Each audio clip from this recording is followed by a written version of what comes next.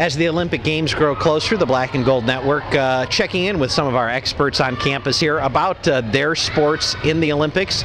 Women's volleyball coach Susie Johnson and the U.S. women indoor. There's a lot of different volleyball events, but U.S. women's indoor volleyball, one of the top teams in the world, and they have very high expectations heading into the Olympics. Yeah, I think it's really exciting. My team gets really excited, and I remember 4 years ago the same thing with the Olympics coming. It's always during preseason, so the team watches it, we watch it, we talk about it, and this team for the Olympics this year, the women's team looks really good.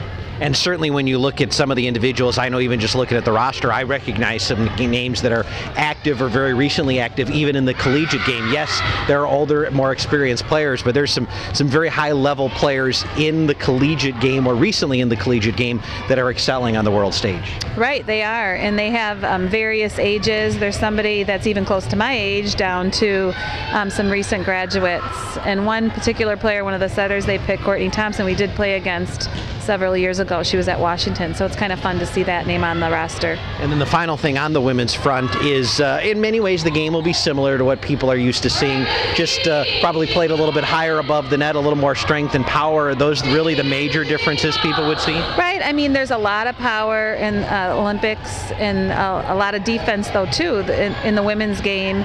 And but strength, and there's a lot of height now. I mean, there's players that are 6'8", 6'7", 6'5" as women, and that's kind of a newer thing in the last 6-7 years. All right, women's volleyball, the subject this time as the Black and Gold Network continues a look ahead to the Olympic Games.